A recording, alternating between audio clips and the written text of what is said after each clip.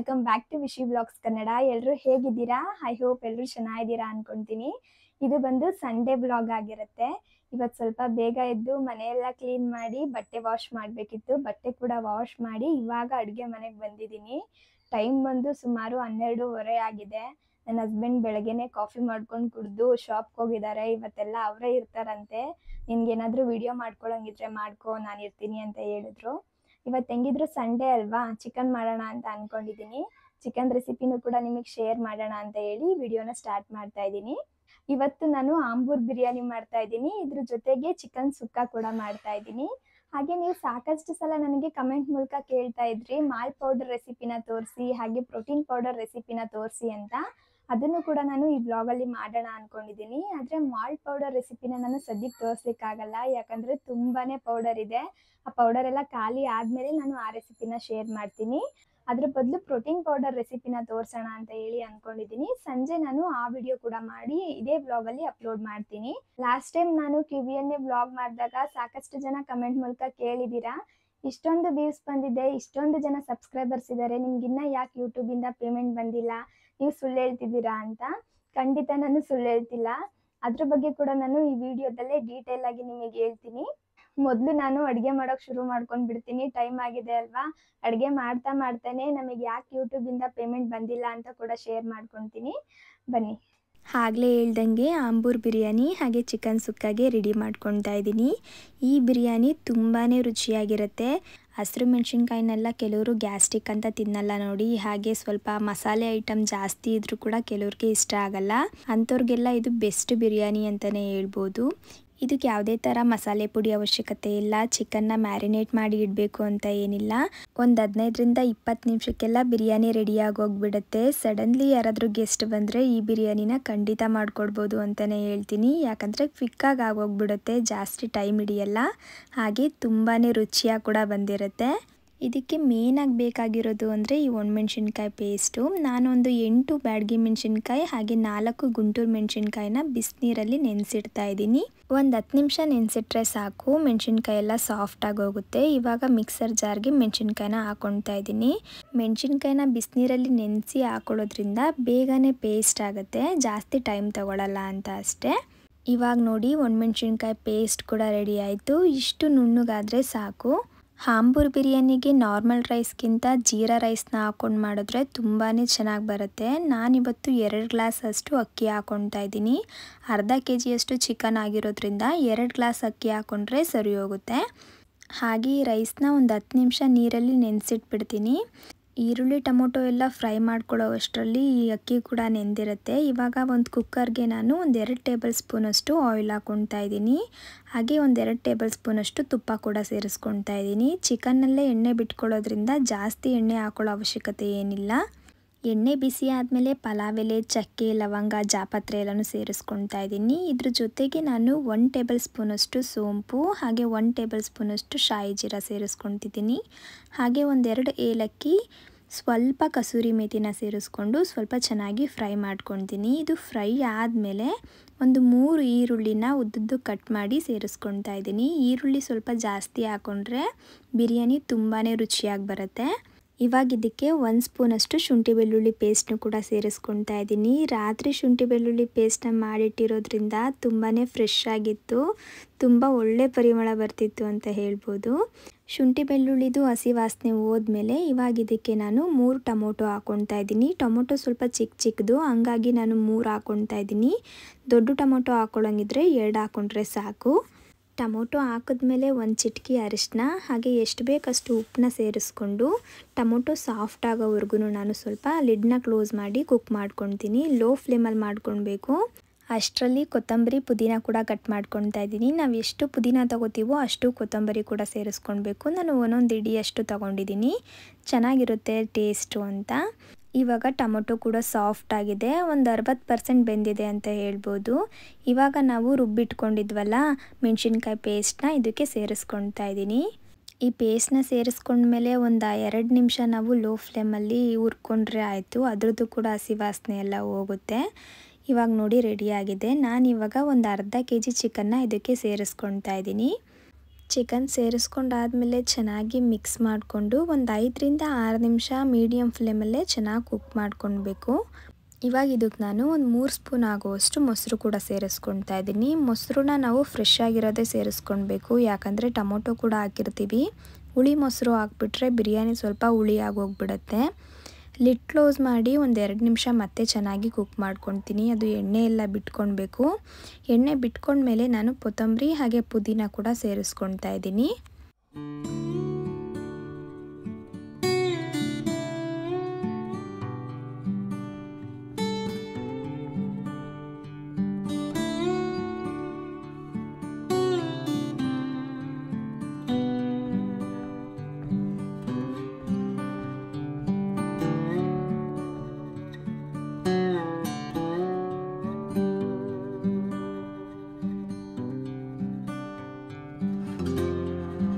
ಇವಾಗ ಇದಕ್ಕೆ 3 ಗ್ಲಾಸಷ್ಟು ನೀರು ಸೇರಿಸ್ಕೊಳ್ತಾ ಇದ್ದೀನಿ. ನಾವು ನಾರ್ಮಲ್ ರೈಸಲ್ಲಿ ಮಾಡಿದರೆ 4 ಗ್ಲಾಸಷ್ಟು ನೀರನ್ನ ಸೇರಿಸ್ಕೊಳ್ತೀವಿ. ಇದು ಜೀರಾ ರೈಸ್ ಆಗಿರೋದ್ರಿಂದ ನೀರನ್ನ ಸ್ವಲ್ಪ ಕಡಿಮೆನೇ ಹಾಕ್ಕೊಳ್ಬೇಕು. 2 ಗ್ಲಾಸ್ ಅಕ್ಕಿಗೆ 3 ಗ್ಲಾಸಷ್ಟು ನೀರು ಹಾಕ್ಕೊಂಡ್ರೆ ಸಾಕು. ಕರೆಕ್ಟಾಗಿ ಉದುರಾಗಿ ಬಿರಿಯಾನಿ ರೆಡಿ ಆಗುತ್ತೆ. ನೀರು ಸ್ವಲ್ಪ ಚೆನ್ನಾಗಿ ಕುದೀಲಿ ಅಂತ ಒಂದು ಲಿಡ್ ಕ್ಲೋಸ್ ಮಾಡಿ ಬಿಟ್ಟಿದ್ದೀನಿ. ನೀರು ಚೆನ್ನಾಗಿ ಕುದ್ಮೇಲೆ ನಾನು ಇದಕ್ಕೆ ನೆನೆಸಿಟ್ಟಿರೋ ಅಕ್ಕಿನ ಸೇರಿಸ್ಕೊಳ್ತೀನಿ.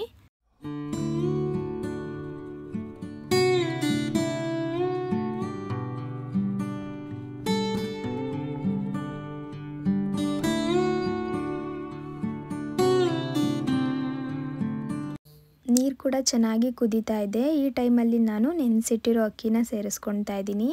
ಅಕ್ಕಿ ಸೇರಿಸಿದ್ಮೇಲೆ ಒಂದು 2 ನಿಮಿಷ ನಾನು ಲೋ ಫ್ಲೇಮಲ್ಲೇ ಚೆನ್ನಾಗಿ ಕುಕ್ ಮಾಡ್ಕೊಳ್ತೀನಿ. ಆಮೇಲೆ ಕುಕ್ಕರ್ ಕ್ಯಾಪ್ ಹಾಕಿ ಒಂದು 2 ವಿಷಲ್ ತೆಗೆಸ್ತೀನಿ.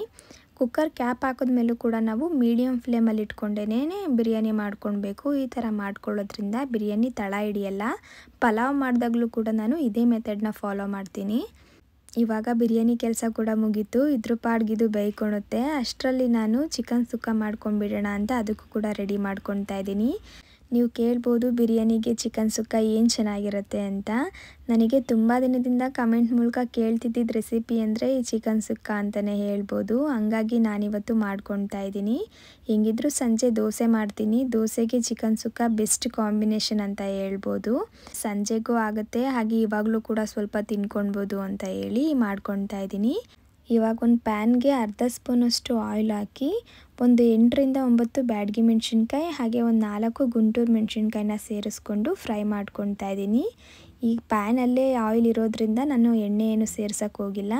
ಮೆಣಸಿನ್ಕಾಯಿನೂ ಸ್ವಲ್ಪ ಚೆನ್ನಾಗಿ ರೋಸ್ಟ್ ಮಾಡ್ಕೊಳ್ಬೇಕು. ನಮಗೆ ಖಾರ ಎಷ್ಟು ಬೇಕು ಅಷ್ಟು ಹಾಕ್ಕೊಂಡ್ರೆ ಆಯಿತು. ನಮ್ಮನೆ ಸ್ವಲ್ಪ ಖಾರನ ಕಡಿಮೆನೇ ತಿಂತೀವಿ, ಹಾಗಾಗಿ ನಾನು ಸ್ವಲ್ಪನೇ ಹಾಕ್ಕೊಂಡಿದ್ದೀನಿ. ಇವಾಗ ಅದೇ ಪ್ಯಾನ್ಗೆ ಒಂದು 1/4 ಟೇಬಲ್ ಸ್ಪೂನಷ್ಟು ಮೆಂತ್ಯ, 1 ಸ್ಟಾರ್ ರುಬ್ಬು, 3 ಲವಂಗ ಹಾಗೆ 2 ಚಕ್ಕೆ ಸೇರಿಸ್ಕೊಳ್ತಾ ಇದ್ದೀನಿ. ಇದ್ರ ಜೊತೆಗೆ 1/2 ಚಮಚದಷ್ಟು ಜೀರಿಗೆ ಕೂಡ ಸೇರಿಸ್ಕೊಳ್ಬೇಕು. ನಾವು ಯಾವ ಸ್ಪೂನಲ್ಲಿ ಜೀರಿಗೆ ತಗೊಂಡಿರ್ತೀವೋ ಅದೇ ಸ್ಪೂನಲ್ಲಿ ಒಂದು 1/4 ಸ್ಪೂನಷ್ಟು ಮೆಣಸನ್ನ ಸೇರಿಸ್ಕೊಳ್ತಾ ಇದ್ದೀನಿ.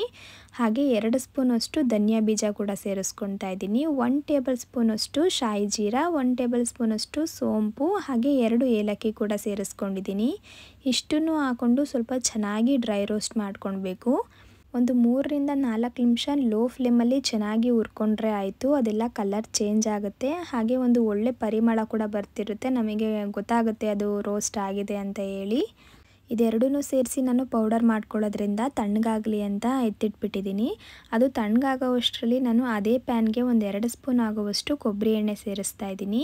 ಕೊಬ್ಬರಿ ಎಣ್ಣೆ ಬಿಸಿ ಆದಮೇಲೆ ಅದಕ್ಕೆ ಒಂದು 3 ಸ್ಪೂನ್ ಆಗುವಷ್ಟು ತೆಂಗಿನಕಾಯಿ ತುರಿನ ಸೇರಿಸ್ಕೊಳ್ತಾ ಇದ್ದೀನಿ.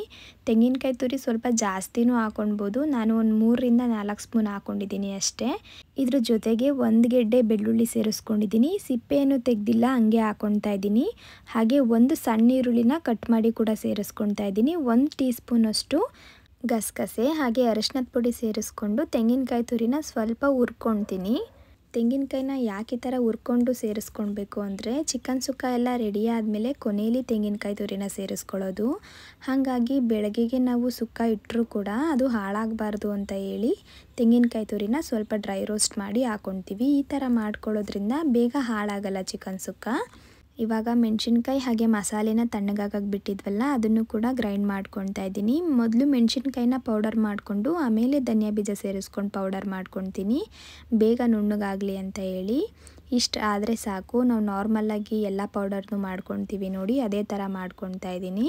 ಇಷ್ಟೆಲ್ಲ ಪೌಡರ್ ನನಗೆ ಬೇಕಾಗಲ್ಲ, ಇದು 2 ದಿನ ನಾವು ಮಾಡ್ಕೊಳ್ಬೋದು. ಅಂದರೆ 1 kg ಚಿಕನ್ಗೆ ಈ ಪೌಡರ್ನ ಹಾಕ್ಕೊಳ್ಬೋದು. ನಾನಿವತ್ತು ಅರ್ಧ kg ಮಾಡ್ಕೊಳ್ತಿರೋದ್ರಿಂದ ಇದರಲ್ಲಿ ಅರ್ಧದಷ್ಟು ಪುಡಿ ಸಾಕಾಗುತ್ತೆ. ಇನ್ನು ಅರ್ಧ ನಾನು ಯಾವಾಗಾದರೂ ಮಾಡ್ಕೊಳ್ಳೋಣ ಅಂತ ಹೇಳಿ ಒಂದು ಗ್ಲಾಸ್ ಜಾರ್ಗೆ ಸ್ಟೋರ್ ಮಾಡಿ ಎತ್ತಿಟ್ಕೊಂಡು ಬಿಡ್ತೀನಿ. ಹಾಗೆ ನನಗೆ ಯಾಕಿನ್ನ ಯೂಟ್ಯೂಬಿಂದ ಪೇಮೆಂಟ್ ಬಂದಿಲ್ಲ ಅಂತ ಕೇಳ್ತಿದ್ರಿ ಅಲ್ವಾ, ಹಾಗೆ ಇಷ್ಟೊಂದು ಜನ ಸಬ್ಸ್ಕ್ರೈಬರ್ಸ್ ಇಷ್ಟು ಬೇಗ ಹೆಂಗಾದ್ರು ಅಂತ ಕೂಡ ಕೇಳ್ತಾ ಇದ್ರಿ. ಅದಕ್ಕೆ ಇವಾಗ ನಾನು ಆನ್ಸರ್ ಮಾಡಿಬಿಡ್ತೀನಿ. ನಾನು ಸುಮಾರು 1 ವರ್ಷದ ಹಿಂದೆಯೇ ಯೂಟ್ಯೂಬ್ ಚಾನಲ್ನ ಶುರು ಮಾಡಿದ್ದು. ಆವಾಗ ಜಾಸ್ತಿ ಯಾವುದೇ ಥರ ವೀಡಿಯೋಸ್ನ ನಾನು ಪೋಸ್ಟ್ ಮಾಡ್ತಿರಲಿಲ್ಲ, ಶಾರ್ಟ್ಸ್ನ ಹಾಕ್ತಾಯಿದ್ದೆ. ಒಂದು 4ರಿಂದ 5 ಹಾಕಿದ್ದೆ ಅಷ್ಟೇ. ಆದರೆ ನಮ್ಮದು ಒಂದು ಆ್ಯನಿವರ್ಸರಿ ಶಾರ್ಟ್ನ ನಾನು ಹಾಕಿದ್ದೆ, ಅದು ತುಂಬಾ ವೈರಲ್ ಆಗೋಯಿತು. ಸುಮಾರು ಒಂದು 24ರಿಂದ 25 ಲಕ್ಷ ವ್ಯೂಸ್ ಬಂತು ಅಂತಲೇ ಹೇಳ್ಬೋದು. ಅದರಲ್ಲಿ ನನಗೆ 56,000 ಜನ ಕೂಡ ಸಬ್ಸ್ಕ್ರೈಬರ್ಸ್ ಆಗೋದ್ರು. ಅದು ಒಂದೇ ಒಂದು ವಿಡಿಯೋಗೆ ನನಗೆ ಅಷ್ಟು ಜನ ಸಬ್ಸ್ಕ್ರೈಬರ್ಸ್ ಆಗಿದ್ದು. ಆಮೇಲೆ ಸ್ವಲ್ಪ ವ್ಲಾಗ್ಗಳನ್ನೂ ಕೂಡ ಪೋಸ್ಟ್ ಮಾಡ್ತಾ ಇದ್ದೆ. ಆದರೆ ಶಾಪಲ್ಲಿ ನನಗೆ ಕೆಲಸ ಜಾಸ್ತಿ ಆಗಿದ್ದರಿಂದ ವಿಡಿಯೋಸ್ ಕಡೆ ಗಮನ ಕೊಡೋಕ್ಕೆ ನನಗೆ ಆಗ್ತಿರಲಿಲ್ಲ. ಒಂದು 3ರಿಂದ 4 ತಿಂಗಳು ನಾನು ಯಾವುದೇ ಥರ ವಿಡಿಯೋಸ್ನ ಅಪ್ಲೋಡ್ ಮಾಡಿರಲಿಲ್ಲ. ಕಂಪ್ಲೀಟಾಗಿ ನಾನು ಶಾಪ್ ಕಡೆನೇ ಗಮನ ಕೊಟ್ಬಿಟ್ಟೆ.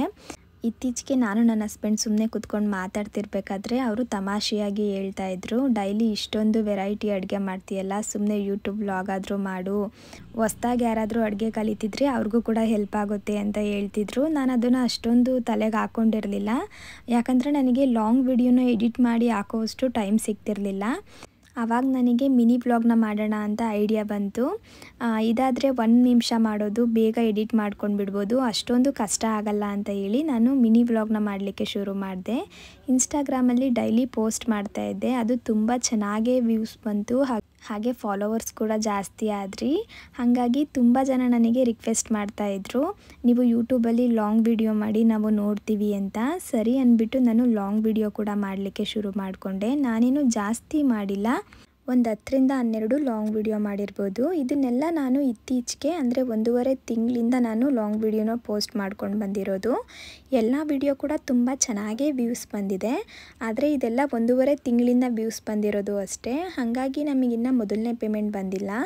ಯೂಟ್ಯೂಬ್ದೇ ಆದ ಗೈಡ್ಲೈನ್ಸ್ ಇರುತ್ತೆ, ಅದನ್ನೆಲ್ಲ ನಾವು ಫಾಲೋ ಮಾಡಬೇಕು. ಇದೆಲ್ಲ ಫಾಲೋ ಆದಮೇಲೆ ನಾವು ಈ ತಿಂಗಳು ವಿಡಿಯೋಸ್ನ ಪೋಸ್ಟ್ ಮಾಡಿರ್ತೀವಲ್ಲ, ಅದಕ್ಕೆ ಇದೇ ತಿಂಗಳು ಅವರು ಯಾವುದೇ ಥರ ಪೇಮೆಂಟ್ ಕೊಡಲ್ಲ. ನೆಕ್ಸ್ಟ್ ಮಂತು ಆ ಪೇಮೆಂಟ್ನ ನಮಗೆ ಕ್ರೆಡಿಟ್ ಮಾಡ್ತಾರೆ. ಅಂದರೆ ಜನವರಿಲಿ ನಾವು ವಿಡಿಯೋಸ್ನ ಪೋಸ್ಟ್ ಮಾಡ್ತಿದ್ರೆ ಅದ್ರದ್ದು ಪೇಮೆಂಟ್ ಬಂದು ಫೆಬ್ರವರಿ 25ಗೆ ಬರುತ್ತೆ. ನಮ್ಮದು ಕೂಡ ಈ ಮಂತು 25ಗೆ ಅಮೌಂಟ್ ಬರ್ಬೋದು. ಬಂದಿದ್ದ ತಕ್ಷಣ ಖಂಡಿತ ನಾನು ನಿಮಗೆ ಅಪ್ಡೇಟ್ ಕೊಡ್ತೀನಿ. ನಿಮ್ಮಿಂದನೇ ಇಷ್ಟು ವ್ಯೂಸ್ ಬರ್ತಿದೆ, ನಿಮ್ಮಿಂದನೇ ಅಮೌಂಟ್ ಬರ್ತಿದೆ ಅಂದಮೇಲೆ ನಿಮಗೆ ಹೇಳ್ದೇನೆ ಇರೋದು ಏನು ಚೆನ್ನಾಗಿರುತ್ತೆ. ಇದರಲ್ಲಿ ಯಾವುದೇ ಥರ ಮುಚ್ಚುಮರೆ ಏನಿಲ್ಲ. ನಮಗಿನ್ನ ಯಾಕೆ ಪೇಮೆಂಟ್ ಬಂದಿಲ್ಲ ಅಂತ ಇವಾಗ ನಿಮಗೆ ನೀಟಾಗಿ ಅರ್ಥ ಆಗಿರುತ್ತೆ ಅಂದ್ಕೊಳ್ತೀನಿ. ಇವಾಗ ಚಿಕನ್ ಸುಕ್ಕ ಕೂಡ ಕಂಪ್ಲೀಟ್ ಮಾಡ್ಕೊಂಡು ಬಿಡೋಣ. ಒಂದು ಮಡಕೆಗೆ ನಾನು 2ರಿಂದ 3 ಸ್ಪೂನ್ ಆಗುವಷ್ಟು ಕೊಬ್ಬರಿ ಎಣ್ಣೆನ ಹಾಕ್ಕೊಳ್ತಾ ಇದ್ದೀನಿ. ಚಿಕನ್ ಸುಕ್ಕಾಗೆ ಕೊಬ್ಬರಿ ಎಣ್ಣೆನೇ ಬಳಸ್ಕೊಳ್ಬೇಕು, ಆವಾಗಲೇ ಅದು ತುಂಬ ರುಚಿಯಾಗಿ ಬರೋದು. 2 ಈರುಳ್ಳಿನ ಕಟ್ ಮಾಡಿ ಸೇರಿಸ್ಕೊಳ್ತಾ ಇದ್ದೀನಿ. ಹಾಗೆ ಒಂದು ಸ್ವಲ್ಪ ಕರಿಬೇವು ಕೂಡ ಸೇರಿಸ್ಕೊಳ್ತಾ ಇದ್ದೀನಿ. ಇವೆರಡು ಸೇರಿಸಿ ಚೆನ್ನಾಗಿ ಫ್ರೈ ಮಾಡ್ಕೊಳ್ಬೇಕು. ಇದಕ್ಕೆ ರುಚಿಗೆ ಎಷ್ಟು ಬೇಕೋ ಅಷ್ಟು ಉಪ್ಪು ಹಾಗೆ ಅರಿಶಿನದ ಪುಡಿ ಕೂಡ ಸೇರಿಸ್ಕೊಂಡು ಸ್ವಲ್ಪ ಈರುಳ್ಳಿ ಕಲರ್ ಚೇಂಜ್ ಆಗೋವರೆಗೂ ನಾನು ಚೆನ್ನಾಗಿ ಫ್ರೈ ಮಾಡ್ಕೊತೀನಿ. ನಾನು ಉಪ್ಪನ್ನ ಇವಾಗಲೇ ಸೇರಿಸ್ಕೊಂಡು ಬಿಡ್ತೀನಿ, ಚಿಕನ್ ಎಲ್ಲ ಹಾಕಿದ್ಮೇಲೆ ಏನು ಸೇರಿಸ್ಕೊಳ್ಳಿಕ್ಕೆ ಹೋಗಲ್ಲ. ಇವಾಗ ನೋಡಿ ಈರುಳ್ಳಿ ಕಲರ್ ಕೂಡ ಚೇಂಜ್ ಆಗಿದೆ. ಇವಾಗ ಅರ್ಧ kgಯಷ್ಟು ಚಿಕನ್ನ ನಾನು ಸೇರಿಸ್ಕೊಳ್ತಾ ಇದ್ದೀನಿ. ನಾನಿವತ್ತು ಬಾಯ್ಲರ್ ಕೋಳಿಯಲ್ಲಿ ಮಾಡ್ಕೊತಿರೋದ್ರಿಂದ ಬೇಯಲಿಕ್ಕೆ ಜಾಸ್ತಿ ಏನು ಟೈಮ್ ತಗೊಳ್ಳಲ್ಲ.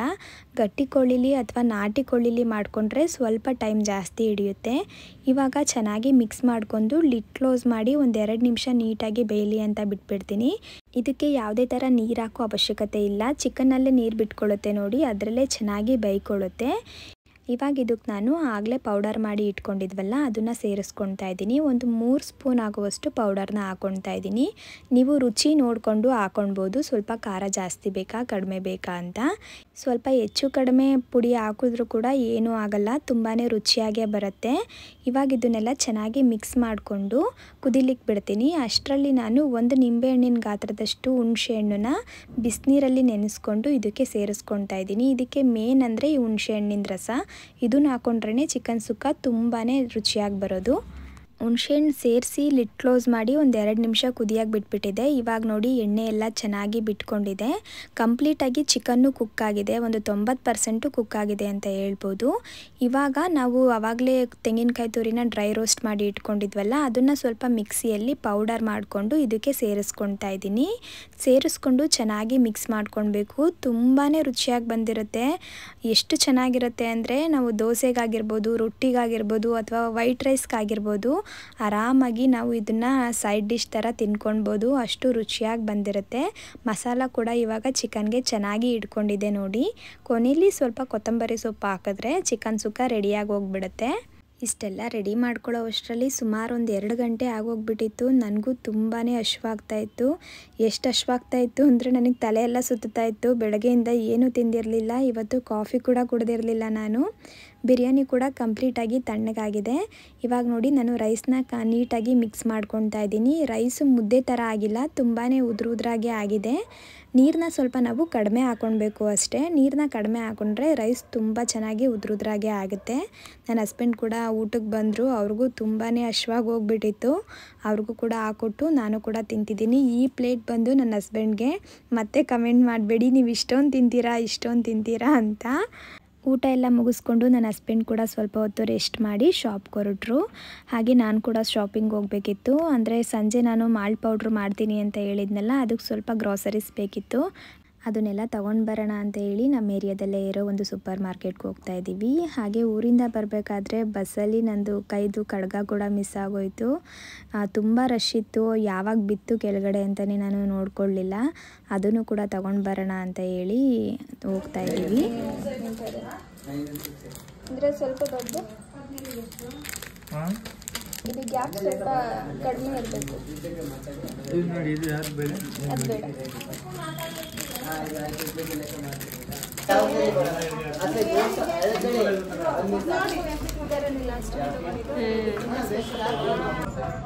ಪುಟಾಣಿ ಥರ ಅನಿಸ್ತದೆ. ಇದರಲ್ಲಿ ಸ್ವಲ್ಪ ದಪ್ಪ ಇರೋದಿಲ್ವಾ? ನನಗೆ ಸ್ವಲ್ಪ ದಪ್ಪ ಇರೋದು ಬೇಕಿತ್ತು, ಆದರೆ ಅಲ್ಲಿ ಇರಲಿಲ್ಲ. ಇದ್ದಿದ್ದೇ ಇದೊಂದು.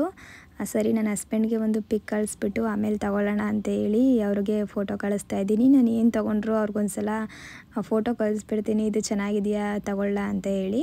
ಅವ್ರಿಗೂ ಇಷ್ಟ ಆದರೆ ತಗೊಳ್ತೀನಿ. ಅದೇನೋ ಅಭ್ಯಾಸ ಆಗೋಗ್ಬಿಟ್ಟಿದೆ ಯಾವಾಗಲೂ ಕೂಡ. ಇದಕ್ಕೆ 650 ಹೇಳಿದ್ರು, ನಾವು 500 ರೂಪಾಯಿ ಕೊಟ್ಟು. ಲಾಸ್ಟ್ ಟೈಮ್ ಇದಕ್ಕಿಂತ ಸ್ವಲ್ಪ ದೊಡ್ಡದಾಗೇ ಇತ್ತು ತೊಗೊಂಡಿರೋದು, ಅದಕ್ಕೆ 400 ರೂಪಾಯಿ ಏನೋ ಕೊಟ್ಟಿದ್ದು. ಈ ಸಲ ಸ್ವಲ್ಪ ಜಾಸ್ತಿನೇ ಆಯಿತು ಅಂತ ಹೇಳ್ಬೋದು. ನನಗೆ ಈ ಕೈಯಲ್ಲಿ ಇದು ಇರಲೇಬೇಕು, ಇಲ್ಲಾಂದರೆ ಏನೋ ಕಳ್ಕೊಂಡಿರೋ ಥರ ಫೀಲ್ ಆಗ್ತಿರುತ್ತೆ. ಇದನ್ನು ತೊಗೊಂಡು ಸ್ವಲ್ಪ ಗ್ರಾಸರೀಸ್ನು ತೊಗೊಂಡ್ಬಿಡೋಣ ಅಂತ ಹೇಳಿ ಬಂದಿದ್ದೀವಿ. ನನಗೆ ಜಾಸ್ತಿ ಏನೂ ಬೇಕಾಗಿರಲಿಲ್ಲ. ಬರೀ pumpkin seeds, water Milan seeds ಇದೆಲ್ಲ ಬೇಕಾಗಿತ್ತು. ಅದು ಮಾತ್ರ ಖಾಲಿಯಾಗಿತ್ತು. ಸ್ವಲ್ಪ ಡ್ರೈ ಫ್ರೂಟ್ಸ್ ಕೂಡ ಬೇಕಾಗಿತ್ತು. ಅದನ್ನೆಲ್ಲ ಸ್ವಲ್ಪನೇ ತೊಗೊಳ್ತಾ ಇದ್ದೀನಿ. ಒಂದು 100 ಗ್ರಾಮ್ ತೊಗೊಂಡ್ರೆ ಸಾಕು. ನಿನ್ನ ಫೇವ್ರೇಟ್ ಏನದು? Fish, dry fish. ಅದನ್ನೆಲ್ಲ ಮಾಡ್ತಾರಾ? ಮಾಡ್ಕೊಡ್ಲಾ? ಬೇಡ ನನಗೆ. ನಿನ್ನ ಫೇವ್ರೇಟು. ಅಮ್ಮಂಗೆ ಗೊತ್ತಾಗ್ದಂಗೆ ಒಂದಿನ ಮಾಡ್ಕೊಟ್ಬಿಡ್ತೀನಿ.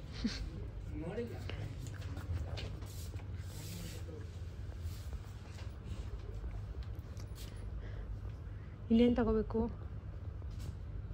ಅದು ಮರ್ತೋಗ್ಬಿಡುತ್ತೆ, ನೋಡ್ಕೊಂಡು ನಂತರ ಗೊತ್ತಾಗುತ್ತೆ. ಏನೇನು ಬೇಕು ಎಲ್ಲನೂ ತಗೊಂಡು ಬ್ಲೌಸ್ನೂ ಕೂಡ ಸ್ಟಿಚಿಂಗ್ ಕೊಡಬೇಕಿತ್ತು. ಅದನ್ನು ಕೂಡ ಕೊಟ್ಟು ಹೋಗೋಣ ಅಂತ ಹೇಳಿ ಹೋಗ್ತಿದ್ದೀನಿ.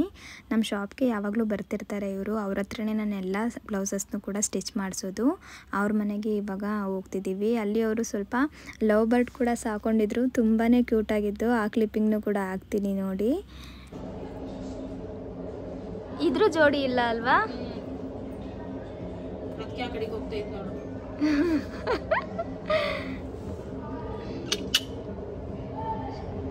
ಹೆಸರಿಟ್ಟಿಲ್ವಾ ಅಕ್ಕ? ನೀನು ಇಟ್ಟಿಲ್ವಾ ಲೇಕು? ಹೆಸರಿಕ್ಬೇಕು ತಾನೆ? ಅದೇ ಲೇಖನ ಮೇಘನ ಶ್ರೇಯ ಮಿನಿ ಲೇಖನ. ಅದ್ರಲ್ಲಿ ಲವ್ ಬರ್ಡ್ಸ್ ಅಲ್ವಾ, ಅದಕ್ಕೆ ಸುಮ್ಮನಿದ್ದೀನಿ. ಇವತ್ತಿನ ಎಲ್ಲ ಕೆಲಸ ಮುಗಿಸ್ಕೊಂಡು ಇವಾಗ ನಾನು ಮನೆಗೆ ಬಂದಿದ್ದೀನಿ. ಮನೆಗೆ ಬರೋ ಅಷ್ಟರಲ್ಲಿ 6:30 7 ಗಂಟೆ ಆಗೋಗ್ಬಿಟ್ಟಿತ್ತು. ಗ್ರಾಸರೀಸ್ನೆಲ್ಲ ತಂದು ಹಂಗೆ ಇಟ್ಬಿಟ್ಟು ಸ್ವಲ್ಪ ರೆಸ್ಟ್ ಮಾಡ್ತಾಯಿದ್ದೆ. ಜಾಸ್ತಿ ಏನು ತೊಗೊಂಡು ಬಂದಿಲ್ಲ, ಎಷ್ಟು ಬೇಕು ಅಷ್ಟನ್ನೇ ತೊಗೊಂಡಿದ್ದೀನಿ. ಕೆಲವೊಂದು ಸಲ ನಾನು ದಿನಸಿ ಅಂಗಡಿಲೇ ತೊಗೊತೀನಿ, ಇಲ್ಲ ಡಿ-ಮಾರ್ಟ್ಗೆ ಹೋಗಿ ತೊಗೊತೀನಿ. ಇಲ್ಲೇ ಅಲ್ಲೇ ಅಂತ ಏನಿಲ್ಲ, ಆದರೆ ಸೂಪರ್ ಮಾರ್ಕೆಟ್ಗಳಲ್ಲೆಲ್ಲ ಸ್ವಲ್ಪ ಜಾಸ್ತಿ ಇರುತ್ತೆ ರೈಟು. ಇವತ್ತು ಅರ್ಜೆಂಟಲ್ಲಿ ಬೇಕಿತ್ತಲ್ಲ, ಹಂಗಾಗಿ ಅಲ್ಲೇ ಹೋಗಿ ತೊಗೊಂಡು ಬಂದೆ. ಇಷ್ಟು ಐಟಮ್ಗೆ 1100 ಚಿಲ್ಲರೆ ಆಯಿತು. ಹಾಗೆ ಒಂದು ಫ್ಲವರ್ ವಾಸ್ ಕೂಡ ಬೇಕಿತ್ತು, ಅದನ್ನು ಕೂಡ ತೊಗೊಂಡು ಬಂದಿದ್ದೀನಿ. ಮಾಮೂಲಿ ಡೇಟ್ಸು, ಹಾಗೆ walnut, pumpkin seeds, watermelon seeds ಇಷ್ಟನ್ನೇ ತೊಗೊಂಡು ಬಂದಿರೋದು. ಹಾಗೆ ರಾಗಿ ಶಾವಿಗೆ ಕೂಡ ತಂದಿದ್ದೆ. ಇವನ್ನೆಲ್ಲ ಗ್ಲಾಸ್ ಜಾರ್ಗೆ ಹಾಕಿ ಇಟ್ಬಿಡೋಣ ಅಂತ ಹೇಳಿ ಫಿಲ್ ಮಾಡ್ಕೊತಾ ಇದ್ದೀನಿ. ಹಾಗೆ ಈ ಗ್ಲಾಸ್ ಜಾರ್ಗಳು ಕೂಡ ಕೇಳ್ತಾ ಇದ್ರಿ ಎಲ್ಲಿ ತೊಗೊಂಡಿರೋದು, ಎಷ್ಟು ಬಂದಿದೆ ಅಂತ ಹೇಳಿ. ನಾನು ಇದನ್ನು ಅಮೆಝಾನಲ್ಲಿ ಪರ್ಚೇಸ್ ಮಾಡಿರೋದು. ಟೋಟಲ್ 12 ಜಾರ್ ಬಂದಿದೆ. 12 ಜಾರ್ಗೆ ನಾನು 549 ರೂಪಾಯಿನೋ ಪೇ ಮಾಡಿದೆ. ಒಂದು 200 ಗ್ರಾಮಷ್ಟು ಇಡಿಸುತ್ತೆ ಅಷ್ಟೇ. ಇದು ಕ್ವಾಲಿಟಿ ವೈಸ್ ತುಂಬಾ ಚೆನ್ನಾಗಿದೆ. ನನಗೆ ಮಸಾಲೆ ಪುಡಿ ಹಾಕ್ಕೊಳ್ಳೋಕ್ಕಿರ್ಬೋದು ಅಥವಾ ಈ ಥರ ಪಂಪ್ಕಿನ್ ವಾಟರ್ ಮೆಲನ್ ಸೀಡ್ಸ್ನೆಲ್ಲ ಸ್ಟೋರ್ ಮಾಡ್ಕೊಳ್ಳೋಕ್ಕೆ ಇದು ಬೇಕಿತ್ತು, ಹಾಗಾಗಿ ತಗೊಂಡಿದ್ದೀನಿ. ಹಾಗೆ ಈ ಸ್ಟಿಕ್ಕರ್ ಬಗ್ಗೆ ಕೂಡ ನೀವು ಕಮೆಂಟ್ ಮೂಲಕ ಕೇಳ್ತಿರ್ತೀರಾ. ಈ ಸ್ಟಿಕ್ಕರ್ನು ಕೂಡ ನಾನು ಅಮೆಝಾನಲ್ಲೇ ಪರ್ಚೇಸ್ ಮಾಡಿರೋದು. ಅದ್ರ ಲಿಂಕ್ ಕೂಡ ನಾನು ಡಿಸ್ಕ್ರಿಪ್ಷನಲ್ಲಿ ಹಾಕಿರ್ತೀನಿ, ಚೆಕ್ ಮಾಡಿ ನೋಡಿ. ಇದ್ರ ಜೊತೆಗೆ ನನಗೆ 1 ಲೀಟ್ರು ಹಿಡಿಯೋಷ್ಟು ಬಾಕ್ಸ್ ಕೂಡ ಬೇಕಿತ್ತು, ಅದನ್ನು ಕೂಡ ತರಿಸ್ಕೊಂಡಿದ್ದೀನಿ.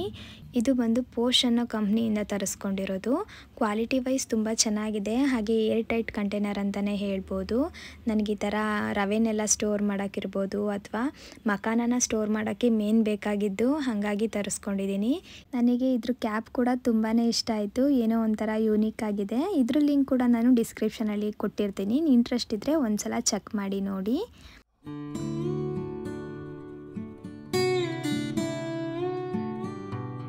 ಹಾಗೆ ನನಗೆ ಪರಿಚಯ ಇರೋರೊಬ್ಬರು ಈ ತೊಕ್ಕನ್ನ ಕೊಟ್ಟಿದ್ದರು. ಅವ್ರ ಕಡೆ ಇದನ್ನು ಹುಣಸೆ ಹಣ್ಣಿನ ತೊಕ್ಕು ಅಂತ ಕರೀತಾರಂತೆ. ತುಂಬಾ ಚೆನ್ನಾಗಿರುತ್ತೆ, ಅನ್ನಕ್ಕೆ ಚಪಾತಿಗೆಲ್ಲ ಚೆನ್ನಾಗಿರುತ್ತೆ ಅಂತ ಹೇಳಿ ತಂದುಕೊಟ್ಟಿದ್ರು. ನಮ್ಮ ಕಡೆ ಇದನ್ನು ಮಾಡಲ್ಲ. ನಿಮಗೇನಾದರೂ ಈ ರೆಸಿಪಿ ಗೊತ್ತಿದ್ದರೆ ನನಗೆ ಕಮೆಂಟ್ ಮೂಲಕ ತಿಳಿಸಿ. ಇವಾಗ ಪ್ರೋಟೀನ್ ಪೌಡರ್ನ ಕೂಡ ರೆಡಿ ಮಾಡ್ಕೊಂಡು ಬಿಡ್ತೀನಿ. ಇದಕ್ಕೆ ನಾನು 1 ಕಪ್ ಆಗೋವಷ್ಟು ಓಟ್ಸ್ನ ತೊಗೊಂಡಿದ್ದೀನಿ. ನೀವು ಯಾವ ಕಪ್ಪಲ್ಲಾದರೂ ಕೂಡ ತೊಗೊಳ್ಬೋದು. ಅದೇ ಕಪ್ಪಲ್ಲಿ 1 ಕಪ್ ಮಕಾನ ತೊಗೊಂಡಿದ್ದೀನಿ. ಹಾಗೆ 1 ಕಪ್ಪಷ್ಟು ಬಾದಾಮಿ, ಹಾಗೆ 1 ಕಪ್ಪಷ್ಟು ಕಡಲೆಬೀಜ ತೊಗೊಂಡಿದ್ದೀನಿ. ನಾವು ಬಾದಾಮಿನ ಯಾವ ಕಪ್ಪಲ್ಲಿ ತೊಗೊಳ್ತೀವೋ ಅದೇ ಕಪ್ಪಲ್ಲಿ ಎಲ್ಲನೂ ತೊಗೊಳ್ಬೇಕು. ಹಾಗೆ 1 ಸ್ಪೂನಲ್ಲಿ ಮಿಕ್ಕಿದ್ದೆಲ್ಲ ಕೂಡ ನಾನು ತೊಗೊಳ್ತಾ ಇದ್ದೀನಿ. 2 ಸ್ಪೂನ್ ಆಗೋವಷ್ಟು ಗೋಡಂಬಿ ತೊಗೊಂಡಿದ್ದೀನಿ. ಹಾಗೆ 2 ಸ್ಪೂನ್ ಆಗುವಷ್ಟು sunflower seeds, 2 spoon water melon seeds, 2 spoon pumpkin seeds ಕೂಡ ಸೇರಿಸ್ಕೊಳ್ತಾ ಇದ್ದೀನಿ. ಹಾಗೆ ನಾವು ಕಡಲೆ ಬೀಜ ತೊಗೊಂಡಿದ್ವಲ್ಲ, ಅದೇ ಕಪ್ಪಲ್ಲಿ 1/4 ಕಪ್ಪಷ್ಟು ವಾಲ್ನಟ್ ಕೂಡ ಸೇರಿಸ್ಕೊಳ್ತಾ ಇದ್ದೀನಿ. 2 ಸ್ಪೂನಷ್ಟು ಪಿಸ್ತಾ ಕೂಡ ತೊಗೊಂಡಿದ್ದೀನಿ. ನನ್ನ ಹಸ್ಬೆಂಡ್ಗೆ ಪಿಸ್ತಾ ಅಷ್ಟೊಂದು ಇಷ್ಟ ಆಗಲ್ಲ, ಹಾಗಾಗಿ ನಾನು ಸ್ವಲ್ಪ ಕಡಿಮೆನೇ ಹಾಕ್ಕೊಳ್ತಾ ಇದ್ದೀನಿ. ಹಾಗೆ 2 ಸ್ಪೂನ್ ಆಗುವಷ್ಟು ಅಗಸೆ ಬೀಜ, 2 ಸ್ಪೂನ್ ಆಗುವಷ್ಟು ಚಿಯಾ ಸೀಡ್ಸ್ ಕೂಡ ಸೇರಿಸ್ಕೊಂಡಿದ್ದೀನಿ. ಹಾಗೆ ಇವತ್ತು 2 ಫ್ಲೇವರಲ್ಲಿ ನಾನು ಪ್ರೋಟೀನ್ ಪೌಡರ್ನ ಮಾಡ್ಕೊತಿರೋದ್ರಿಂದ ಕೋಕೋ ಪೌಡರ್ನು ಕೂಡ ತಗೊಂಡಿದ್ದೀನಿ. ಚಿಯಾ ಸೀಡ್ಸ್ನ ಹಾಗೆ ಕೋಕೋ ಪೌಡರ್ನ ಬಿಟ್ಟು ಇನ್ನೆಲ್ಲನೂ ಕೂಡ ನಾವು ಲೋ ಫ್ಲೇಮಲ್ಲಿ ಡ್ರೈ ರೋಸ್ಟ್ ಮಾಡ್ಕೊಳ್ಬೇಕು. ಈ ಪ್ರೋಟೀನ್ ಪೌಡರ್ನ ಯಾರು ತೊಗೊಳ್ಬೇಕು, ಹಾಗೆ ಯಾಕೆ ತೊಗೊಳ್ಬೇಕು ಅಂತ ಅಂದರೆ, ನಾವು ಚಿಕ್ಕವರಿಂದ ಹಿಡಿದು ದೊಡ್ಡೋರ್ವರೆಗೂ ಕೂಡ ಈ ಪ್ರೋಟೀನ್ ಪೌಡರ್ನ ತೊಗೊಳ್ಬೋದು. ಹೆಣ್ಮಕ್ಳು ಗಂಡು ಮಕ್ಕಳು ಯಾರು ಬೇಕಾದರೂ ಕುಡಿಬೋದು. ಹಾಗೆ ನಾವು ವೆಯ್ಟ್ ಲಾಸ್ ಮಾಡ್ತಿದ್ರೆ ಅಥವಾ ವೆಯ್ಟ್ ಗೇನ್ ಮಾಡ್ತಿರೋರು ಕೂಡ ಇದನ್ನು ತೊಗೊಳ್ಬೋದು. ಇದರಿಂದ ಯಾವುದೇ ಥರ ವೆಯ್ಟ್ ಲಾಸ್ಗಾಗಲಿ ಹಾಗೆ ವೆಯ್ಟ್ ಗೇನ್ಗಾಗಲಿ ತೊಂದರೆ ಆಗಲ್ಲ. ನಮ್ಮ ಬಾಡಿ ಫಿಟ್ನೆಸ್ಗೆ ಇದು ಹೆಲ್ಪ್ ಆಗುತ್ತೆ. ದೊಡ್ಡೋರೇನಾದರೂ ತೊಗೊಳ್ತಾ ಇದ್ದರೆ 1 ಗ್ಲಾಸ್ ಹಾಲಿಗೆ 1 ಸ್ಪೂನ್ ಆಗೋವಷ್ಟು ತೊಗೊಂಡ್ರೆ ಸಾಕು. ಆದರೆ ಚಿಕ್ಕ ಮಕ್ಕಳು ಕೊಡ್ತಿದ್ರೆ 1 ಗ್ಲಾಸ್ ಹಾಲಿಗೆ ಅರ್ಧ ಸ್ಪೂನ್ ಆಗೋವಷ್ಟು ಹಾಕ್ಕೊಟ್ರೆ ಆಯಿತು. ಯಾಕಂದರೆ ಅವ್ರಿಗೆ ಡೈಜೆಷನ್ ಮಾಡ್ಕೊಳ್ಳೋ ಕೆಪಾಸಿಟಿ ಇರಬೇಕಲ್ವಾ, ಹಾಗಾಗಿ. ಹಾಗೆ ನೀವು ಕೇಳ್ಬೋದು ಪ್ರೋಟೀನ್ ಕಡಿಮೆ ಆದರೆ ಏನಾಗ್ಬಿಡುತ್ತೆ ಬಿಡಿ ಅಂತ ಹೇಳಿ. ನಮ್ಮ ಬಾಡೀಲಿ ಪ್ರೋಟೀನ್ ಕಡಿಮೆ ಆದ್ರೇ ನಮಗೆ ಏರ್ ಫಾಲ್ ಆಗೋದು, ಹಾಗೆ ಗ್ರೇ ಏರ್ಸ್ ಬರೋದು, ಬೋನ್ಸ್ ಎಲ್ಲ ವೀಕ್ ಆಗ್ತಾ ಬರುತ್ತೆ. ನಾವು ಬೇಗನೆ ವೆಯ್ಟ್ ಲಾಸ್ ಆಗಿಬಿಡ್ತೀವಿ. ನಾವು ಅವಾಗ ಅಂದ್ಕೊತೀವಿ ನಾವು ಹೆಲ್ದಿಯಾಗಿ ವೆಯ್ಟ್ ಲಾಸ್ ಮಾಡ್ತಾಯಿದ್ದೀವಿ ಅಂತ. ಅದು ಖಂಡಿತ ತಪ್ಪು. ನಾವು ಪ್ರೋಟೀನ್ನ ತಿನ್ನೋದನ್ನ ಬಿಟ್ಬಿಟ್ಟು ಏನಾದರೂ ವೆಯ್ಟ್ ಲಾಸ್ ಮಾಡಿದ್ರೆ ಅದರಿಂದ ಖಂಡಿತ ನಮಗೆ ಸಾಕಷ್ಟು ತೊಂದರೆಗಳಾಗುತ್ತೆ ಅಂತಲೇ ಹೇಳ್ಬೋದು. ನಾವೇನಾದರೂ ವೆಯ್ಟ್ ಲಾಸ್ ಮಾಡ್ತಿದ್ರೆ ಅಥವಾ ವೆಯ್ಟ್ ಗೇನ್ ಮಾಡ್ತಿದ್ರು ಕೂಡ ಪ್ರೋಟೀನ್ ಇರ್ಬೋದು, ಕಾರ್ಬ್ಸ್ ಇರ್ಬೋದು, ಹಾಗೆ ಫೈಬರ್ ಇರ್ಬೋದು, ಎಲ್ಲನೂ ನಾವು ತೊಗೊಳ್ಬೇಕು. ಎಲ್ಲನೂ ತಿನ್ಕೊಂಡೇ ನಾವು ಆರಾಮಾಗಿ ವೆಯ್ಟ್ ಲಾಸ್ ಅಥವಾ ವೆಯ್ಟ್ ಗೇನ್ನ ಮಾಡ್ಬೋದು. ಹಾಗೆ ನಾವು ವೆಯ್ಟ್ ಲಾಸ್ ಮಾಡೋಕ್ಕೆ ಯಾವ ಥರ ಫುಡ್ ತಿನ್ನಬೇಕು, ವೆಯ್ಟ್ ಗೇನ್ ಮಾಡೋಕ್ಕೆ ಯಾವ ಥರ ಫುಡ್ ತಿನ್ನಬೇಕು ಅನ್ನೋದನ್ನೆಲ್ಲ ಕಂಪ್ಲೀಟಾಗಿ ಒಂದು ವ್ಲಾಗ್ ಮಾಡಿ ನಾನು ಆದಷ್ಟು ಬೇಗ ಪೋಸ್ಟ್ ಮಾಡ್ತೀನಿ. ಇವತ್ತು ಇವತ್ತು ಪ್ರೋಟೀನ್ ಪೌಡರ್ನ ಹೇಗೆ ಮಾಡ್ಕೊಳ್ಳೋದು ಅಂತ ಕಂಪ್ಲೀಟಾಗಿ ನೋಡ್ಕೊಂಡು ಬಿಡೋಣ. ಹಾಗೆ ಇನ್ನೊಂದು ವಿಷಯ, ನಾವು ಈ ಪ್ರೋಟೀನ್ ಪೌಡರ್ನ ತಗೊಳ್ಳೋದ್ರಿಂದ ನಮ್ಮ ಬೋನ್ಸು ತುಂಬಾ ಸ್ಟ್ರಾಂಗ್ ಆಗಿರುತ್ತೆ, ಹೆಲ್ದಿಯಾಗಿರುತ್ತೆ ಅಂತಲೇ ಹೇಳ್ಬೋದು. ಹಾಗೆ ವರ್ಕೌಟ್ ಮಾಡ್ತಾ ಇರ್ತಾರೆ ನೋಡಿ, ವರ್ಕೌಟ್ ಎಲ್ಲ ಮುಗಿಸಿದ್ಮೇಲೆ ಸ್ವಲ್ಪ ಸುಸ್ತಾಗ್ತಾ ಇರುತ್ತೆ, ಆವಾಗಲೂ ಕೂಡ ನಾವು ಇದನ್ನು ತೊಗೊಳ್ಬೋದು. ಇವಾಗ ನಾವು ಹೊರಗಡೆ ಪ್ರೋಟೀನ್ ಪೌಡರ್ನ ತೊಗೊಳ್ಬೇಕು ಅಂದರೆ ಸುಮಾರು 800ರಿಂದ 900 ರೂಪಾಯಿ ಕೊಡಬೇಕು. ಅದ್ರ ಬದಲು ನಾವು ಮನೇಲೇ ಆರಾಮಾಗಿ ಮಾಡ್ಕೊಳ್ಬೋದು. ಇಷ್ಟಕ್ಕೆಲ್ಲ ಸುಮಾರು 1000 ರೂಪಾಯಿ ಆಗಿರ್ಬೋದು ಅಷ್ಟೇ. ಇಷ್ಟು ಪೌಡರ್ನ ಮಾಡಿಟ್ಕೊಂಡ್ರೆ ಸುಮಾರು ಒಂದು 2ರಿಂದ 3 ತಿಂಗಳು ಆರಾಮಾಗಿ ನಾವು ಕುಡಿಬೋದು, ಒಬ್ರಿಗೆ ಆಗುತ್ತೆ. ಜೊತೆಗೆ ಹೆಲ್ದಿಯಾಗೂ ಇರುತ್ತಾ, ಯಾವುದೇ ಥರ ಕೆಮಿಕಲ್ ಕೂಡ ಮಿಕ್ಸ್ ಆಗಿರಲ್ವಾ, ನಾವೇ ಮಾಡ್ಕೊಂಡಿದ್ದೀವಿ ಅನ್ನೋ ಸ್ಯಾಟಿಸ್ಫ್ಯಾಕ್ಷನ್ ಕೂಡ ಇರುತ್ತೆ. ಎಲ್ಲನೂ ಕೂಡ ನಾನಿವಾಗ ಕಂಪ್ಲೀಟಾಗಿ ಡ್ರೈ ರೋಸ್ಟ್ ಮಾಡ್ಕೊಂಡಿದ್ದೀನಿ. ಒಂದು 5 ನಿಮಿಷ ಮಾಡಿಕೊಂಡ್ರೆ ಸಾಕು, ನಿಮಗೆ ಗೊತ್ತಾಗುತ್ತೆ ಅದು ಕಲರ್ ಚೇಂಜ್ ಆಗುತ್ತೆ. ಹಾಗೆ ಅಗಸೆ ಬೀಜನ ಹುರ್ಕೊಳ್ಬೇಕಾದ್ರೆ ಸ್ವಲ್ಪ ಹುಷಾರಾಗಿ ಮಾಡ್ಕೊಳ್ಬೇಕು, ಯಾಕಂದರೆ ಅದು ಬೇಗನೆ ಸಿಡಿತಾ ಇರುತ್ತೆ. ಅಗಸೆ ಬೀಜ ಆಗಿರ್ಬೋದು, ಈ ಸೀಡ್ಸ್ಗಳಾಗಿರ್ಬೋದು, ಅದು ಕೂಡ ಬೇಗನೆ ಸಿಡಿಯುತ್ತೆ. ಇವಾಗ ಇದನ್ನು ತಣ್ಣಗಾಗೋಕ್ಕೆ ಬಿಟ್ಬಿಡ್ತೀನಿ. ಒಂದು ಅರ್ಧ ಗಂಟೆ ಬಿಟ್ಟರೆ ಸಾಕು, ಕಂಪ್ಲೀಟಾಗಿ ತಣ್ಣಗಾಗುತ್ತೆ. ತಣ್ಣಗಾಗೋಕ್ಕೂ ಮುಂಚೆ ನಾನು ಚಿಯಾ ಸೀಡ್ಸ್ನ ಇದಕ್ಕೆ ಸೇರಿಸ್ಕೊಳ್ತಾ ಇದ್ದೀನಿ. ಈ ಕಾಳುಗಳು ಬಿಸಿಯಲ್ಲೇ ಚಿಯಾ ಸೀಡ್ಸ್ ಕೂಡ ಬಿಸಿ ಆಗುತ್ತೆ, ಅದನ್ನೇನು ಸಪ್ರೇಟಾಗಿ ಹುರ್ಕೊಳ್ಬೇಕು ಅನ್ನೋ ಅವಶ್ಯಕತೆ ಇಲ್ಲ. ಫ್ಲೇವರ್ಗೋಸ್ಕರ ನಾನು 2 ಏಲಕ್ಕಿ ಹಾಕ್ಕೊಳ್ತಾ ಇದ್ದೀನಿ. ಇದು ಕಂಪ್ಲೀಟಾಗಿ ತಣ್ಣಗಾಗಲಿ.